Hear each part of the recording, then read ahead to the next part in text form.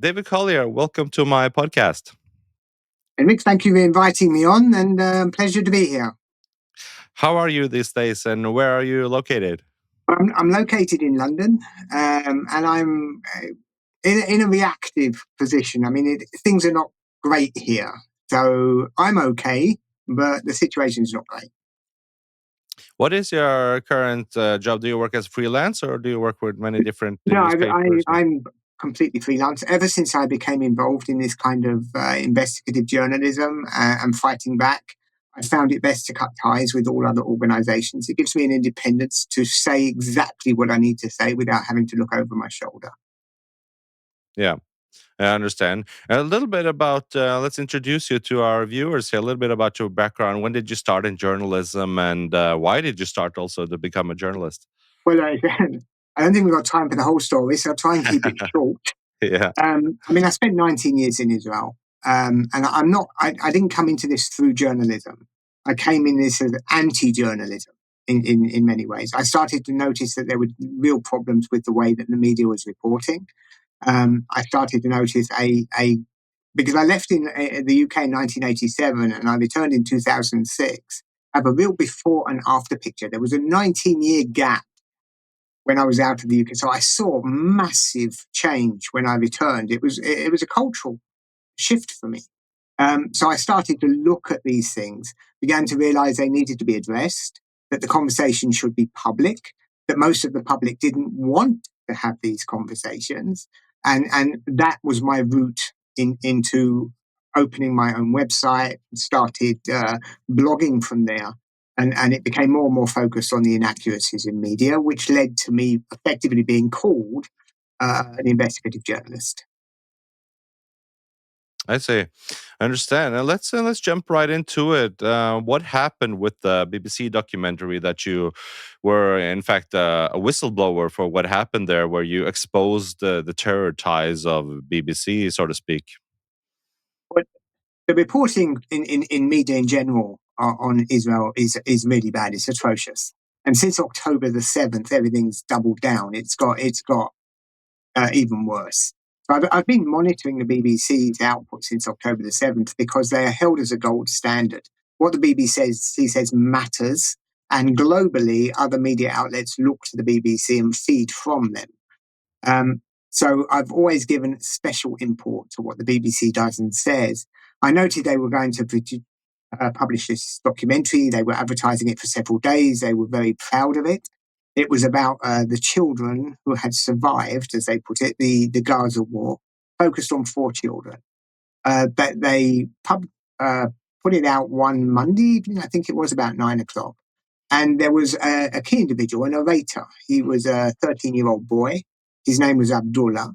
And I focused on him. I just said, okay, well, who is this child that the BBC have effectively given the narration to and allowed to push his story for an hour?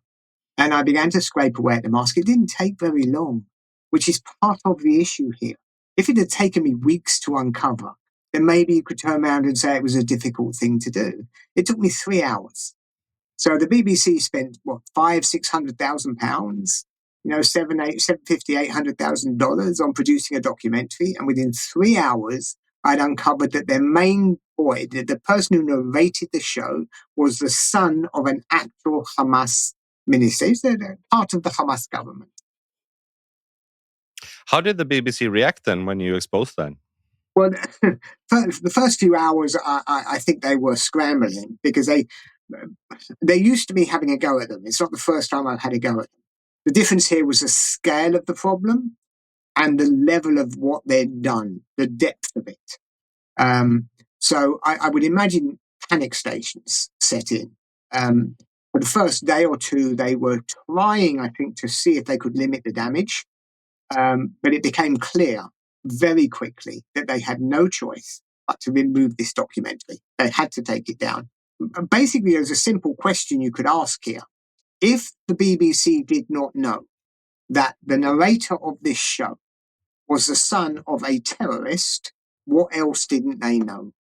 Which is why they had to take it down. Do you think that this was 100% just an honest mistake, or do you also have a suspicion that they knew and yet they went ahead and published it anyway? No, it depends what you mean by who, like new, because the Mm, BBC, what you have with the news, it's a supply chain.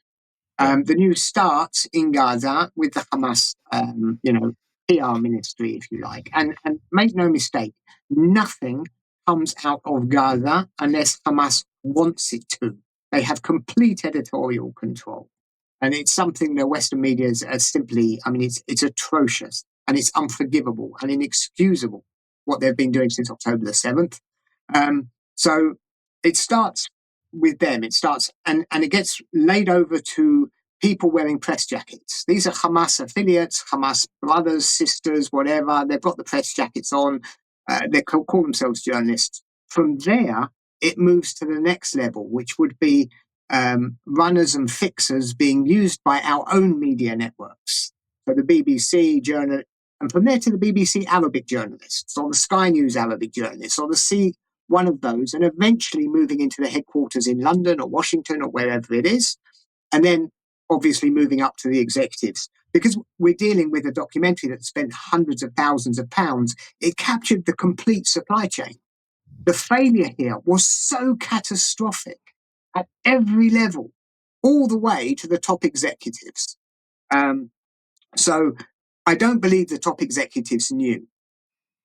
I would imagine that some people further down the line knew. And what's important here as well, when we're talking about the Gazan population, people often misunderstand Arabic culture, especially Palestinian culture. It's very clan based. They're big, massive families, massive clans. His name, this son, the boy's name, the boy's surname, he's related to one of the founders of Hamas.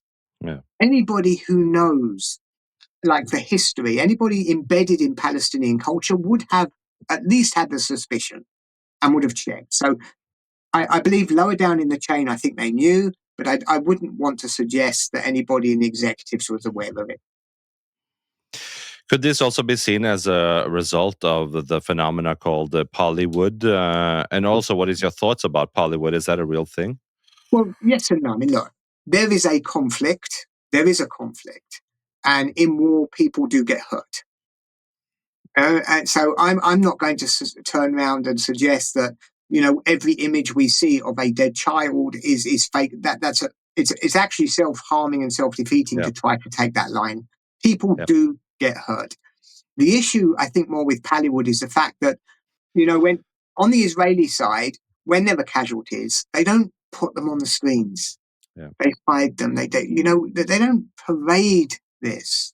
So it's almost like they turn the Palestinian, they turn their dead, especially the children, into some kind of pantomime where we have to visibly see it. Look, war is a horrific thing. And especially in these days of social media, what's happening is people are beginning to see these images more and more on their feed as a constant feature. They get inside this little bubble, this echo chamber, and all they're seeing every single day are these images of broken bodies. We're not built, we're not capable. Human beings should not be doing this. And it's radicalizing people. It's self-radicalization tool. And because they're not aware of the truth and they're not aware of the history, they're not aware of actually the causes or the context, they end up effectively hating, demonizing the state of Israel because of it. So I look again, Polywood. Yes, it exists in the sense that we're witnessing something we shouldn't be witnessing. It's deliberate. It's put under our noses to have that effect, and it's part of their strategy. But what Hamas do is, on the one hand, they will fire and shoot at the Israelis. Then they will hide behind the children. The children will get hurt, and then they will hold up the children to demonize the Israelis. That's the process. Yeah. So it's almost like the phenomena where you had this phenomena. I think it was in the 80s or 90s where you started seeing this suicide by cop, and where people would kill themselves by posing as a threat to police, and then the police would shoot them and they would be killed. And somebody has pitched this kind of concept that is almost the same thing, like suicide by ADF. You throw out kids there in the streets or in front of you, like literally putting them in the line of fire, because that would demonize Israel and the IDF, and they could use this as a evidence for, look here, look what Israel is doing, look what IDF is doing. Yeah, the only difference I would draw here, I mean, you're right. The only difference I would draw here is, of course, suicide by cop was when somebody who obviously was in a difficult position in life, or for Yeah, whatever reason, decided to yeah, commit suicide. Here, what we have terrorists putting yeah, children in the line of fire, which yeah. is somewhat different. But yeah, it's absolutely horrific situation, and there's so little understanding in the West of the type of conflict that Israel is actually fighting. Why are we so gullible in the West? Because I think that it seems like every media outlet, especially here in Norway, where I sit, they just quote these death toll numbers, like without regard, without suspicion, without criticism. They say that 50,000 people are now been killed, and these are Hamas numbers that Hamas signs off on, and that Hamas obviously has an interest in these numbers being as high as possible. Why are Western media so gullible and so naive in just accepting these numbers like that? No, this is a very difficult question to answer because I think it's multifaceted. I think it's quite complex. Um, Firstly, there is what I found is there's a laziness to journalism. Mm. It's far easier for them just to quote the numbers. Um, Secondly, the West has undergone, certainly the media, a change over the last 2 or 3 decades. Certainly since since the 1980s. But if you go back to the 1980s, you would hold up the Israelis as the moderates, pretty much, and you'd be looking as the PLO or Arafat as the terrorist. And then as we went through the Oslo years, Arafat became almost became the moderate, and then it became like Israel against Hamas, and it's shifted even further now, where Israel are the bad guys, and they're actually portraying some of the radical Islamic terrorists as the moderates. It's inexplicable. Part of it in the UK, I can't speak for, obviously, I don't understand Norwegian media, so I'm talking about what I understand, which is the UK. We have an issue where, for the last 2 decades, our media sources, like the BBC, have been employing ex-Al Jazeera staffers, you know, people who used to work for Qatari mouthpieces, where we have our own Islamist community who become, some of them become journalists. They're politically driven. So we have this kind of situation going on. Um, it, Again, it's several factors all leading to the point where some people within the organization are just lazy, some are anti-Semitic, some are ideologically Islamist driven, and it's a combination of those factors that I would imagine in the editorial room creates a problem. Because when the discussions are taking place, for example, at the BBC, for every article that they may want, someone within the team may want to put out about hostages, 30 people want to put out something demonizing Israel. So the whole driving force, because all of these are pitched, stories are pitched by the journalists. So the whole driving force or the engine room of an organization like the BBC is facing one way. It's facing demonizing Israel. So again, combination of factors.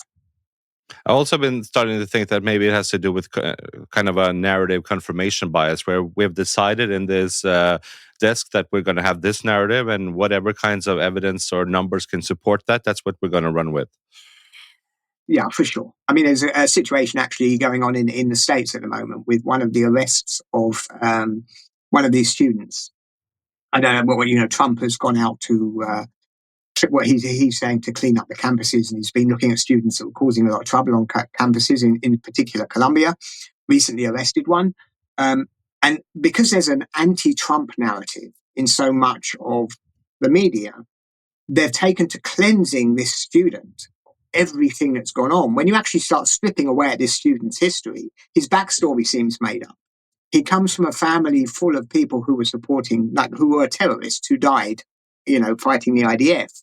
He himself was posting glorification and stuff of terrorism before he came to the US. So you have a situation where this person, at the very least, if he was Russian or if he was Chinese, nobody in America will go near him because he's mm, been on the campuses now for a decade, hasn't got a degree, radicalizing students, history that's really shaky. But because he's Palestinian, because it fits the narrative, and because Trump is the target, everything else just gets cleaned away. They don't care what the truth is. They just want to use him to attack Trump. And I think that is part of the situation that we have now, especially, we have the added context that, for example, Trump is seen as pro-Israel. So the anti-Trump, people will be putting those things together and using using Israel to attack Trump. Again, this is all complex. There is no simple. There's not a black and white here, which is part of the problem because we're fighting the battle on social media, and on social media you have 280 characters to tell a story, and they'll hold up a picture of a dead baby. Now, I mm. can't argue against a picture of a dead baby. And I've got a complex situation to explain. So social media is simply not capable of it. I'm handicapped from the very outset, which is, of course, part of the problem. But also, I think that serious and experienced journalists should have like a reflex when they hear death toll numbers coming out the very same day or the same hour, even after an attack has happened. Everybody knows that that doesn't happen. I just listened to an interview with the urban warfare specialist or expert, John Spencer, who said that there are no wars where when we ever had the specific death toll numbers the same day or even months or years after it took to be able to say who died and how many died, and it's just impossible. How are media so willing to just accept these numbers so fast? Okay, firstly, you're absolutely right. I mean, we can talk about the October 2023 bombing of Al Ali Hospital was probably the best example of this. Where, I mean, it was actually an Islamic Jihad rocket that fell on the hospital. It was clear, within hours that this is what had happened. The narrative went the other way, that it was the Israelis who bombed it, and they were talking about 500 dead within about 30 minutes of the bomb going off. Tragically, I was in Israel through the second Intifada. So, I lost good friends inside it, and there were the bus bombings and this. And when the bus exploded, you'd have the initial reports coming through, and after an hour or 2 hours, you get confirmation that there was fatality, maybe one or two. And over the course of the next day or 2 days, that number would slowly rise. And we're talking about a single bus, where the Israelis have full control, where they have the intelligence, where everything is on site. And it still took them a couple of days just to work out how many people were inside the bus. Hamas had completely lost control of Gaza. They weren't. There was no control anymore. There was no logistical control anymore. And yet we're somehow meant to believe that they know exactly how many people have died there over the last. It is insane. When it comes down to the media, look, I think we've hit an issue with media in general. Firstly, when I was growing up, our media, we'd have our main TV stations who would produce a TV news broadcast at 6 o'clock in the evening, and maybe 9 o'clock in the evening. And the staff at the Daily Mail or the Daily Telegraph or the Times would be working around the clock to produce a version of a newspaper for 6 o'clock in the morning. That is where journalism and quality journalism can be held up. And you say, right, they know their job and everything's working properly. We're in a very different age now, where we have these online media sources that are all fighting for attention. They're all fighting for clicks. They all have to produce articles every 15 or 20 minutes. You've got thousands. There's no quality control there at all anymore. Mm, At all. So, and in addition, many of the journalists have opened social media accounts, and they've become a brand in and of themselves. They're turning into actually not turned, they've turned into activists with a cause. I can give you the name of several, I won't bother. But who spend their time online, on social media, pushing an ideological position. That person is not a journalist, it's an activist. And that as well has fed into exactly what's taking place. I mean, we can talk about anti Semitism, and no doubt we will, because this is how I see it. mm. But the media as we knew it no longer exists. Yeah. Yeah, that's a problem. But I would think still should have been different, like with BBC, who is, I assume, mostly publicly funded, right? Who aren't really dependent on those kinds of clicks to sell ads in the same degree as privately funded companies. No, no, you're right, but they're still the problem that they face is still one of quality control. And there's an agency problem here, and isn't just the BBC, but I use the BBC as the best example. The guy is sitting in the BBC headquarters. Let's start this way. You open an article on the BBC, the CNN, or whichever one you is, and there'll be an article about Israel. And the article will be written by somebody who is sitting in London or possibly Jerusalem. Okay. He will be normally white, normally British or American. He will speak neither Hebrew nor Arabic. So I know his name's on the byline. It's as if it's his article, but it's not really, because he needs to get that information from somewhere. And as soon as he reaches out, he needs, for example, at the BBC, he needs the staff of BBC Arabic. So the BBC is entirely dependent, there's an agency problem, entirely dependent on BBC Arabic for its stories on what's taking place in Gaza. So it's leaning in a particular direction from the start. And that's not, that should be known. The BBC should be fully aware of this agency problem. But they have this idea, there's this community of the good, where they wouldn't dare to question what's taking place within BBC Arabic, because that in some ways would be Islamophobic, and I use Islamophobia in, Islamophobic or racist to question whether or not they're being straight. So we're in this problem where we have what are effectively Hamas narratives, and they are pro-Hamas narratives, being pushed out by almost every mainstream media organization in the West and legitimized. And it's been going on that way it's been going on long before October the 7th, but obviously especially since October the 7th. Do you think many newspapers and desks and editors are actually aware that they're doing that, but are too afraid to speak up, as you say, for fear of Islamophobia or racism, being branded a racist like that? Or do you think a lot of people just don't even see it themselves, that they are actually relay stations for Hamas propaganda?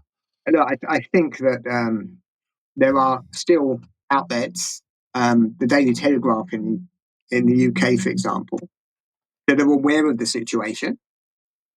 They probably fit into your first category. That yes, they'll tell the truth, they'll try, but they're also aware that they can only go so far, because obviously they'll be labelled as Islamophobic. And every time I use Islamophobic, it's in air quotes because I hate the word. They will be accused of racism. So yes, they'll try to tell the truth, but they're also constrained. That's part of the media. I think the other part of the media, like the BBC, Sky, and so on, they're long gone, because what they do is they employ like for like. So they start employing clones of themselves, gradually becoming more and more embedded in a leftist kind of narrative vision. So I don't think they see the truth. There may be the odd journalist within, but I would think in general they start to feel so uncomfortable and start going to look somewhere else for their work. But in general, I would imagine that most people at these organizations just don't see it. What do you think about the word Islamophobia, and what makes you put it in air quotes? I think it's an awful word. And I think people in the West will be self-harming if they adopt any kind of definition of it. When we're talking about anti-Semitism or racism, anti-Semitism is very clear. It's a racist and anti-Jewish racism, and which means it's targeted against the Jewish people, a personal thing. It's a personal attack against Jews. Racism works the same way. When you're dealing with racism, then you're dealing with personal attacks against someone, for example, who may be black. Well, what's Islamophobia? Why is Islam involved in this?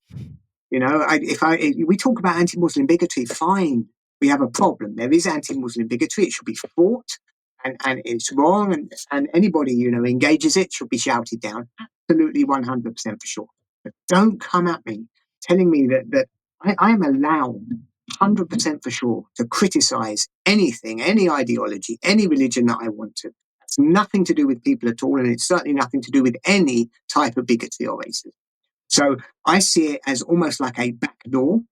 They're coming through a back door to start creating problems where we should not have problems. It's almost like a backdoor blasphemy law. Not almost like, it's exactly like a backdoor blasphemy law. Where we're not allowed to criticize a religion because we'd be seen as being bigoted, and there's no place for that in Europe today. Oftentimes these days, when we see in the newspapers and the media and op-eds, when people call out, these kinds of articles and this kinds of rhetoric in the media about what is happening in Western media towards Israel, one can claim sometimes that this has to do with anti-Semitism.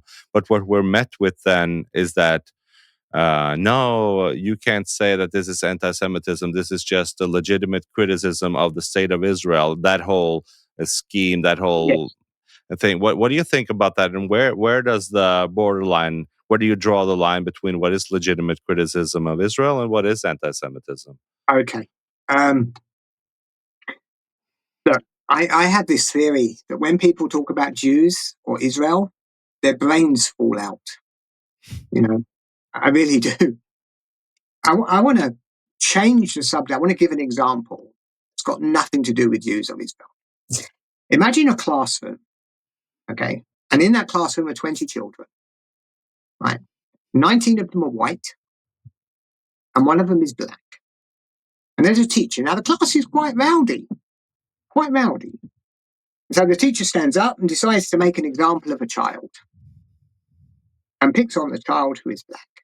Okay, there were 20 kids, had to pick on one. All right, no problem. Following week, same thing happens. And again, the teacher only picks on the child who is black. It would take the left, to people on the left, and people actually in the centre in general, about 5 minutes to recognise that the teacher has a problem and racism is involved. 5 minutes. It would be automatically obvious that, now, it may be true that that child is misbehaving sometimes, but that's not the point. The point is there is something inherently racist about picking on that child over and over and over again. So I look at it like this. Anti-Semitism isn't the discussion. Anti-Semitism is not what you see when you look under the microscope at Israel. Anti-Semitism is the microscope on Israel. It's the fact that it is unfairly treated, it's treated differently, it's not held to the same standards, it's obsessed about. That's the anti-Semitism. So I think if you get bogged down in some kind of semantic discussion about what's being said, I think you're falling into a rabbit hole that you don't need to fall into.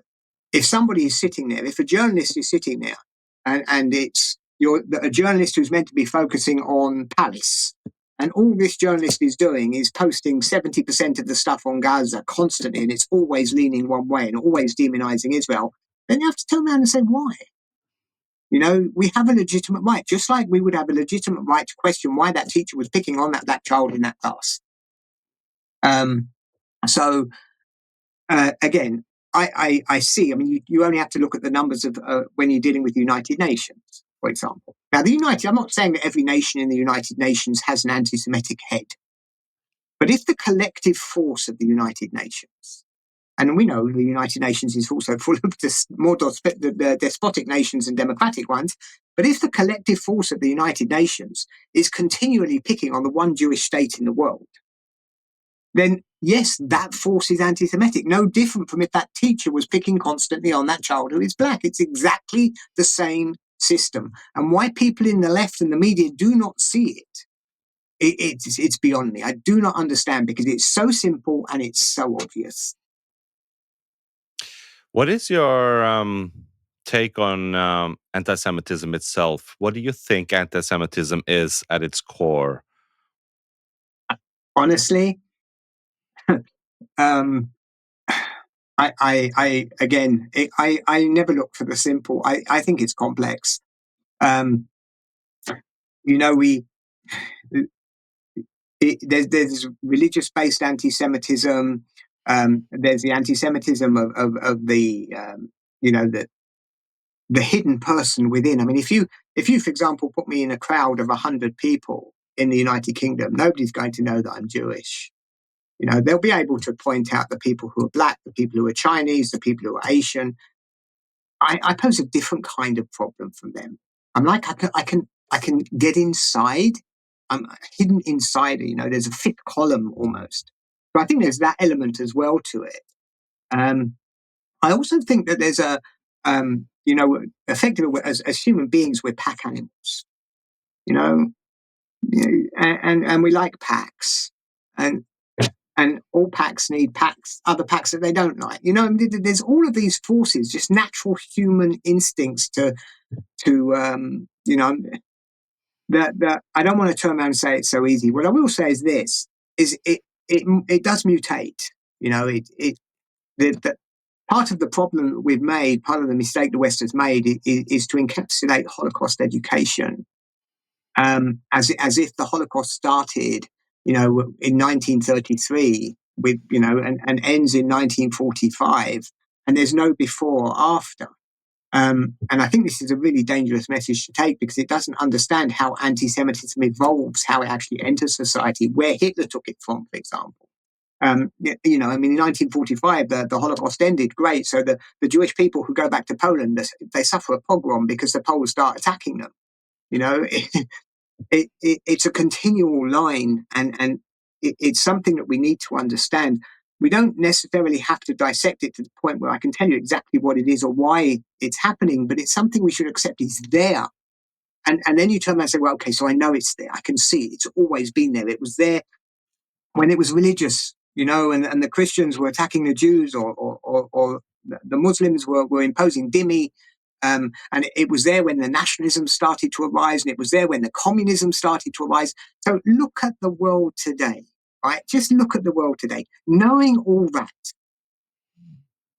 when you look at the situation and you look at the fact that Israel is demonized over and above every other nation on earth, that the obsessions the West have is with this one tiny Jewish state, how difficult is it to understand that we're dealing with a mutation of anti-Semitism? It's so obvious. We have a nation state of the Jewish people, a nation state of the people that have been persecuted by the rest of the world for the last 2,000 years. Of course they're going to hate it.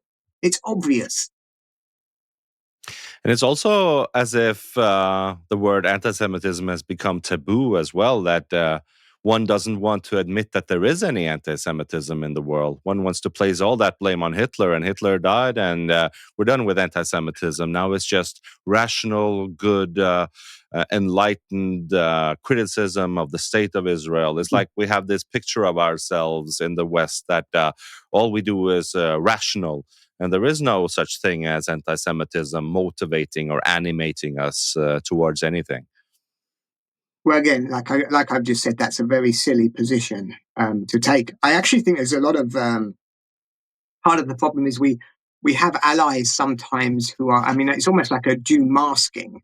When we fought, for example, in the United Kingdom, Jeremy Corbyn. I mean, he came on. He was a threat to British Jews. We saw him as a threat.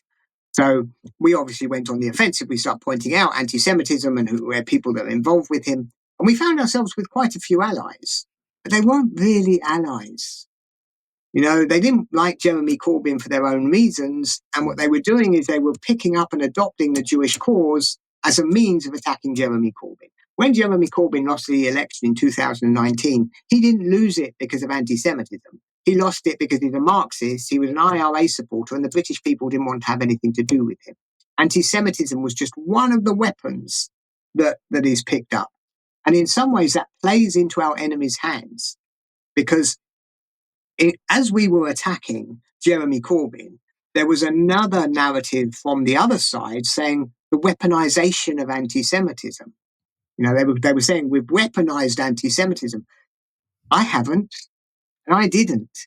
but some people did. It's true that some people did. And this creates a problem where we have people who are effectively on our side that aren't really on our side. So there's that feeds into the narrative you're talking about, because it actually creates a counter narrative that has some weight, which is a problem. It actually has some weight to it. As for the people tend to only fight anti-Semitism when it's in their part of the opposite part of the spectrum. So people on the left will only fight anti-Semitism when it's the Hitler type. People on the right will only fight the anti-Semitism when it's the Marxist type. This is an adoption of a battle that's not, it's not real. So it creates exactly the environment you're talking about. For many on the left, the only anti-Semitism is the anti-Semitism of Hitler, or on the far right, which is a very, very silly position. It's ahistorical. It really is. It's historically illiterate. But it is a position that you see everywhere. And the media feed that narrative. Well, you see in their headlines sometimes, they feed that narrative because they give voice to the counter narrative. And that creates, once people start reading it, it must be true. It's also as if people don't want to admit that there could be anti-Semitism in their own political parties or own political space or on the left side at all. You want to place all the evil far away over there on the right side. There's where all the evil lives, and we don't want to admit that there is anything evil in our own party or in ourselves, basically, perhaps at the deepest level. Yeah, I think that's more political. I mean, you're right. There's an ideological tinge to that. I mean, I'm going back to the Labour Party in the UK, and I apologise for doing that, but I like to talk about what I know best. I don't like to talk about what I don't understand. Yeah. When Corbyn went, when they got rid of Corbyn, suddenly everything was okay in the Labour Party. Because the people who took over from Corbyn no longer wanted to acknowledge that they still had some of the problem. So I don't think that they're unaware it's there. It's just not these are politicians putting a political thing. Ideology is over and above everything for them. Their political life, their political party is over and above everything for them. So they're not going to be wanting to wash their dirty laundry because they push all of the criticism down. I think that also is part of it. What do you think about the case from South Africa against Israel for genocide? What's your thoughts on that, and how much of that do you think is sexually motivated by anti-Semitism? Well, firstly, I think it was motivated partially by money that they probably received from Iran or Qatar. I think that was also part of the problem. And we know the ANC's in financial difficulty. So I would imagine having some rich friends would have helped them at the time. Look, ever since pretty much the beginning of the State of Israel, the anti-Israel camp has tried to label and smear Israel with every possible crime. Most of it originated with the Soviets back in the 50s and the 60s, but wasn't adopted in the West because the West had an anti-Soviet position. Since the fall of the wall and the fall of the Soviet Union, we started to see more and more Soviet-style propaganda entering Western discourse. A lot of it through academia and our university spaces. In Israel, because the Israeli situation during the 1990s was tempered by the fact that the 1990s was an Oslo process, so there was a peace process taking place. We don't really see much of an evolution between 1990 and 2000 of that kind of discourse. Of course, when the Second Intifada broke out in 2000, the anti-Israel camp went into overdrive in South Africa, in Durban. In 2000, there was the anti-racism conference anti-racism conference where, Mein Kampf is handed around outside. And at this conference, especially a side conference that took place with the NGOs, there was an agreement reached pretty much to say that they needed to turn, because the campaign against South Africa had been so successful, they needed to turn that weaponry against Israel. That's where we start to see the apartheid label, which is absolutely ridiculous. It's so false. It takes 5 minutes to walk through an Israeli street to see how nonsensical it is. So they started putting the apartheid label on it. We started seeing ethnic cleansing. All of these labels have been used against Israel. As they were talking about genocide before October the 7th. October the 7th simply gave them an opportunity to argue a legal case for it. It's a nonsense. You can see there's no genocide. Anybody with a brain knows this is not what genocide is. Israel has the capability of doing far worse than it's actually done. And the fact Israel has lost hundreds of soldiers it didn't need to lose. It just didn't. Israel has the capability to do everything from the air and to go in maybe special little operations once it's cleansed the area. But it's been going in. Hundreds and hundreds of Israeli families have lost their children because Israel is trying to reduce civilian casualties. To turn around and to call that a genocide against the very people that suffered the Holocaust, absolute disgrace. The whole thing is a sham. These international courts have been corrupted from within. Amnesty International, Human Rights Watch, all of them, they've all been tainted. And anybody with any sense shouldn't listen to any of it. What do you think about you mentioned the courts like the ICC or the ICJ who's going to actually have that case and come to a verdict in it? What do you think would happen if they actually come to the verdict that Israel is committing genocide? What happens then? Well, I'm not sure they will. They might. They can. And they're capable of doing so. Right? I have no illusions at all when it comes to the international courts. I mean, one of them's a UN court. I mean, I have no illusions at all when we're dealing with these. I think that the other side are going to call it a genocide regardless, and it will continue to be called a genocide by them forever.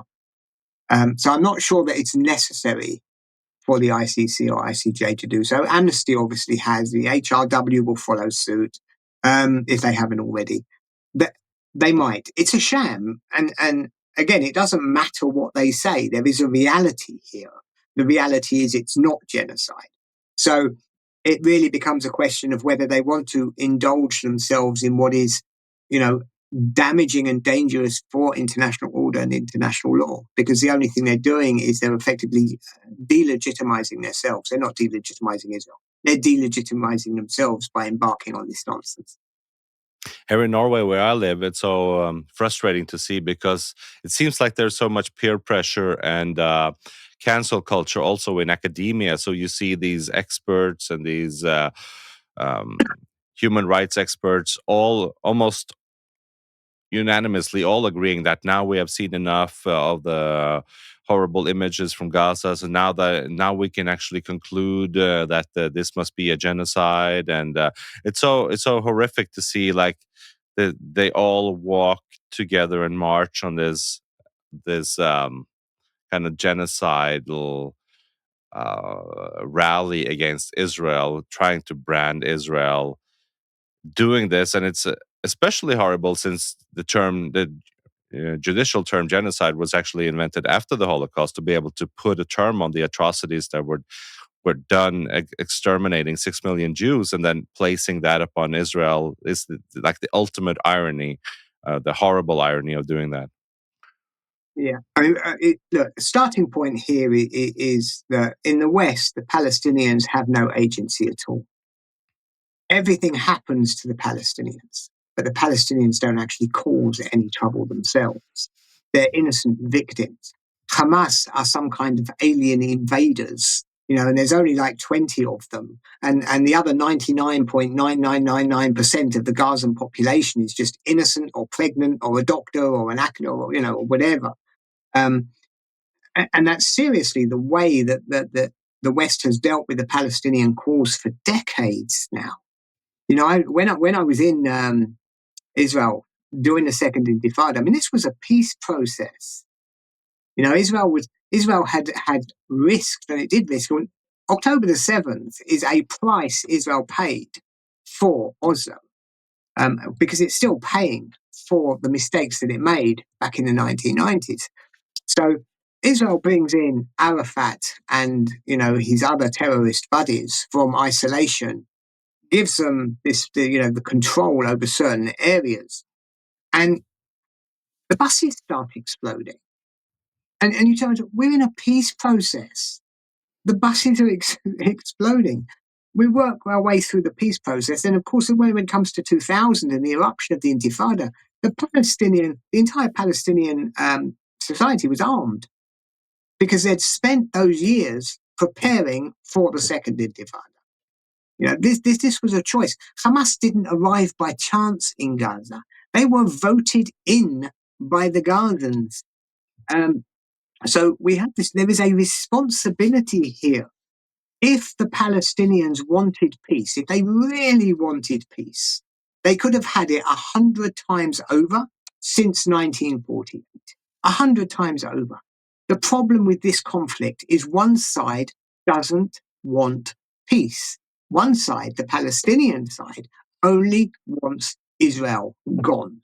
So it doesn't matter what Israel does, there will be opposition to it. Israel entered Oslo, the buses started exploding. So the failure to, it's almost like inverse racism, because it's a racism of low expectations, they call it. Because the Palestinians are deemed they're not white, so therefore they won't behave and they don't have to behave. And it's insane. It really is ludicrous. All we ask is that the Palestinians accept that the Jewish state exists. And if that were the case, if they really believed it, they really accepted it, Gaza could be a paradise even without Trump. Like Gaza would have made itself its own paradise because it's gorgeous. It's got beaches, it's got everything there that it needs. The cities of the West Bank, Bethlehem, Hebron. I mean, these are areas that tourists would flock to. They could have the entire Christian community coming, and absolutely suicidal because it doesn't matter to them. That's not what's important. When I was there, and I published a newspaper for tourism, and I published it in Ramallah, in the Al Ayam publishing house. So I would go there once a month. I spent a lot of time in the West Bank dealing with Palestinian businesses looking for advertising. So I was there days before the second Intifada broke out. And I can tell you, Ramallah was a kicking city. It was a fun place to be. The people there, they started, it was almost Western and a town. It really was. And they threw it all away. They threw it away with the Intifada because none of that matters to them more than the destruction of Israel.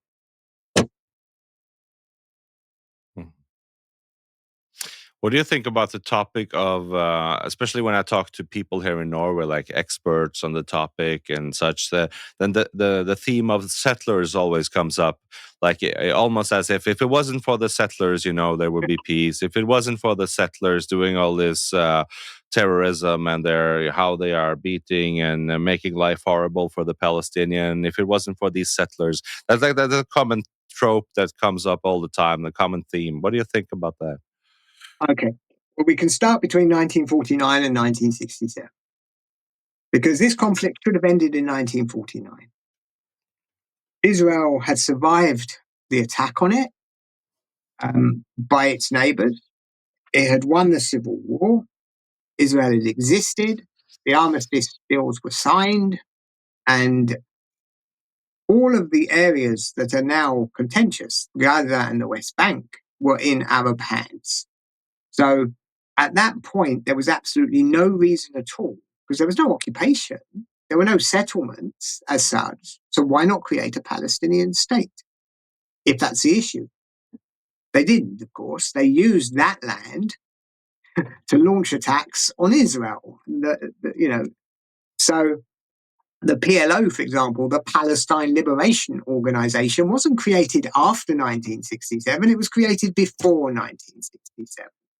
So my starting point is, yes, look, every nation has a few outliers and extremists. Every nation. And we can choose to focus and obsess on them or not. I'm not going to, because one thing I do want to say, I don't generalize that when they talk about the settler population, there are, I think now about 700,000 or 800,000 to be given. And the vast majority of them, and I mean the vast majority, I'm not talking about 55% or 60%. I'm talking about 90, 95, 96%. The vast, vast majority of them don't cause any trouble for anyone. And they're just living where they want to live in the land that they believe is, holy to them. Some of them actually just did it because the land, the property was a little bit cheaper there. Whatever the reason, we're talking about a tiny, tiny minority. And here we come back to the obsession, the media obsession again. Why are you focusing on that tiny minority all the time? What is it about them? They had nothing to do with Gaza. They had nothing to do with October the 7th. I mean, it's October the 7th. Literally, Gaza wasn't occupied at the time. There was a ceasefire as such.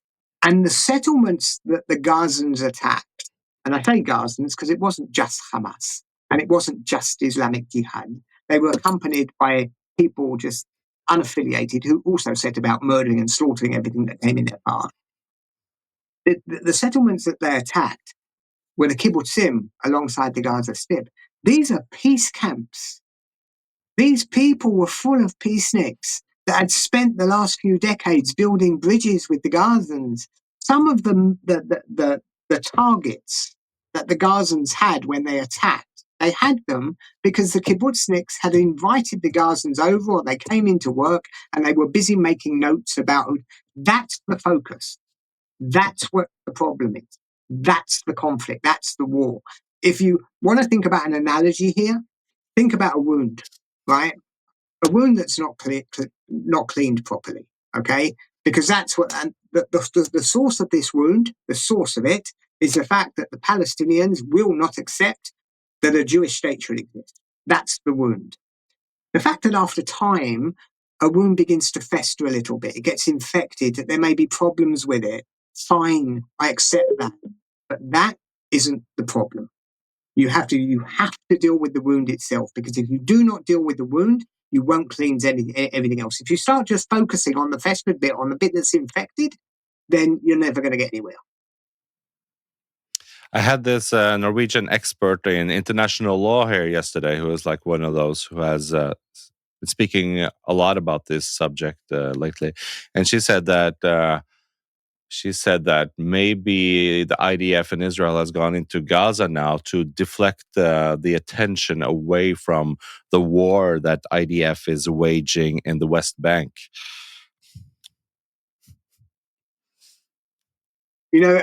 Love how these experts call themselves experts, and then they start talking a lot of things that just don't make sense or aren't really based in reality. Israel went into Gaza because for the last 20 years, the Gazans had turned Gaza into a terrorist fortress. And then on October the 7th, they decided to throw thousands of rockets at Israeli civilians, march through Israeli towns and villages, slaughtering 1,200 people, kidnapping 250 more. That is why Israel, the IDF, is in Gaza. Now, what has happened in the West Bank, and we saw this even before October the 7th, is there have been a weakening of control of the PA. And we come back to the clan-based society that the Palestinians are. The idea that you can turn around and you can deal with Palestinian society, and this expert obviously doesn't know what she's talking about, is nonsensical. There is factional fighting that is a constant part of Palestinian life. And as Fatah weakens, Hamas and Islamic Jihad strengthen. And we started to see in Nablus and in Jenin, Hamas and Islamic Jihad strongholds being formed where the PA wouldn't even enter. Some of the fighting that's taken place in the West Bank over the last 3 or 4 years has been the PA trying to take back some of the control it lost against Hamas and Islamic Jihad. These are clans, it's factional. If an expert doesn't understand that and approaches this as if it's Israel against the Palestinians, I really wouldn't listen to them. What has happened since, obviously, October the 7th, which was a wake-up call. Nobody could deny that's a wake-up call for Israel. Israel has realized it cannot just sit back and leave these cities to turn into Hamas and Islamic Jihad strongholds. As Fatah loses its power, Hamas is increasing its power. So I doubt any nation would sit back and allow for rockets and tunnels to be introduced in Jenin and in other places that are 20 miles away from the airport. That's what is taking place. Israel is looking after its security. It is fighting against radical Islamic terrorists, jihadists, that don't just threaten Israel and don't just threaten the Jews. The Jews in Israel are just on the front line. The truth is they are threatening all of us. And if you don't fight them now, you'll be fighting them on the streets of Paris and London and Berlin and Munich and in Norway too. That's the truth. What is difficult here in Norway, especially, I think, is that we have such a left-leaning society, both in politics and media and everything. And what you're up against, if you're arguing any other kind of perspective on this whole case, to have a narrative that perhaps Israel is justified in doing self-defense, who would have thought, and as justified in defending themselves against terrorism and wanting to rid themselves of Hamas. What you're up against is that this whole barrage of arguments, like saying, no, look, the UN is behind this, Amnesty International says it's a genocide, all of these organizations says it's a genocide. Who are you to argue against all of these experts and organizations? So that's kind of the argument that you're faced with, and that makes it kind of hard also to say that, hey, but I have a different opinion, but then it's like you versus the whole army of these organizations and experts. What's your advice to standing up against that whole Look, that system? Firstly, you're right. You know, fight. It can be a lonely place sometimes. Doesn't make me wrong. You know, it won't be the first time that the world has been caught up in some kind of almost psychosis. You know, that led it to the cliff and over the cliff before. So that's another issue. Is what we're seeing from the left is basically some kind of self-delusion in many ways. They suddenly have a problem with the concept of minority groups. The left are all about minority groups. Now, a basic poor definition of a minority group is there's less of them. You know, we're a small, and the Jews are the quintessential minority group. There are 15 million of us across the entire planet. You know, I think it's now about 7 million of them all living in Israel and all being demonized by the left. So I do see it when I go sometimes on social media and I see there's a protest and a counter protest, and we get laughed at. We get laughed at because our counter protest is small and their protest is big.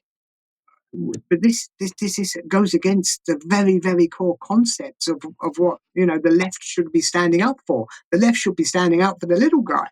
Yeah. When it comes to you know, every other organization, it's just an extension of society in itself. You know, there are, I think, about 2 billion Christians at the moment. Some of them, of course, are suffering a very real genocide in Africa and in Asia that nobody in the West ever wants to talk about. And You know, Syria. but it's happening. So there's 1.8 billion Muslims and there's 15 million Jews. So if you're saying, okay, so in these organizations, the voice against the Jews is louder than the Jew. Well, of course it is.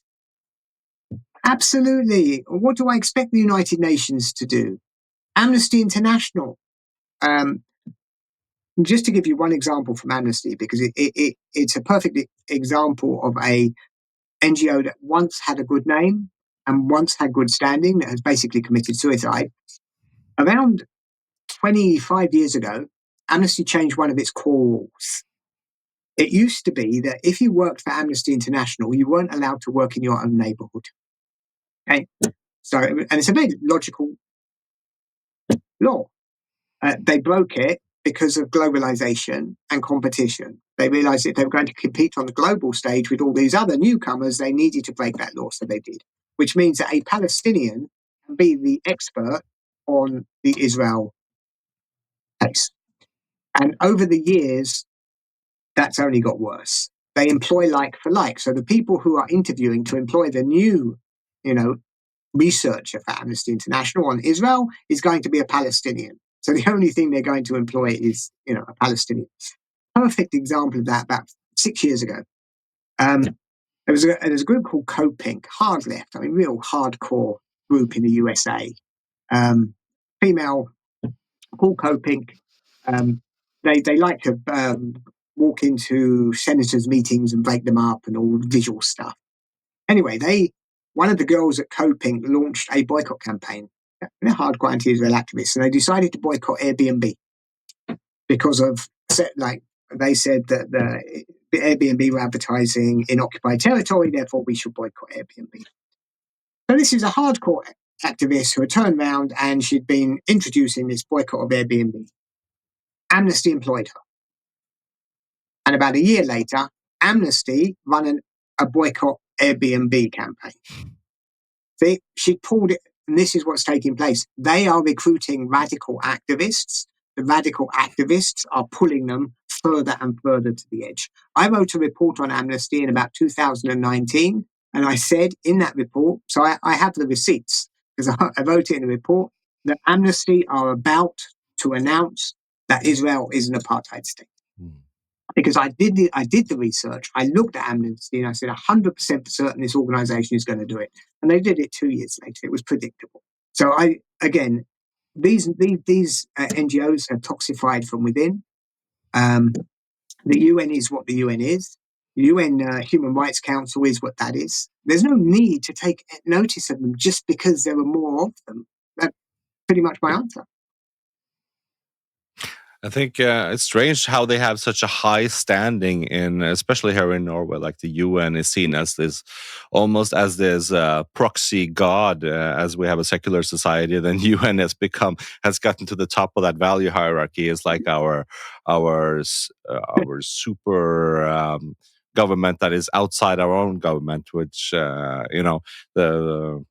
the bullet stops there. So it's a problem, because then you're fighting against. You always get those appeals to authority, right? Those kind of arguments, like who are you when it comes to standing up against these organizations? They have lots of employees. They have lots of experts. Who are you to say?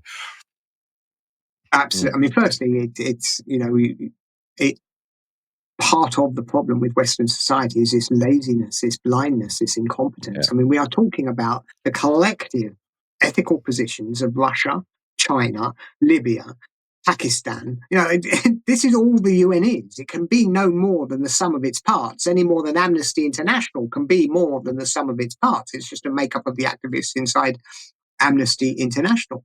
There is that laziness to it. I also think, certainly within communities that are inherently of the left, there has to be a doubling down. Because as the situation deteriorates, they need to explain it. And the realization of the trouble that the West is already in, and the West is in trouble, would be very, very difficult for many people in Western society to digest. I'm okay. I can sit down and I can look at the reality of what's taking place in the UK, and I say, the UK is in deep trouble. So for people who are embedded within the ideology of the left, especially the multicultural idea, and the UN is the bastion, as you say, the god of the nation. It's much easier to be lazy. It's much easier to be ignorant. It's much easier not to look. It's much easier just to accept than it is to actually start to question. Because when you start questioning this, when you actually start, as you no doubt know, when you start picking at the pieces, the whole thing just collapses. Do you think it has to do with money as well, as one also often says, like, follow the money? Do you think that has a lot to do with these NGOs, that they has to do with that in some sense, that they want to be able to, for example, brand Israel as a genocidal state because that gives them more members? Yes, possibly. In general, not talking about Israel, but in general, I'd say yes. It's part of it. It's quite complex. When it comes to Israel, absolutely, it is part of the problem, because Israel has a lot of enemies. Okay, it's got a natural base in the Middle East where hundreds of millions of people live there, and a lot of them hate Israel, and almost all of them are online. as you work your way through the world, there's a lot of countries that, with populations. I mean, Pakistan's not in the Middle East, but it's got a large population of people that hate Israel. Malaysia, you can work your way through the globe. So if I produce something that is pro-Israel in content, then okay, I'm going to have a following.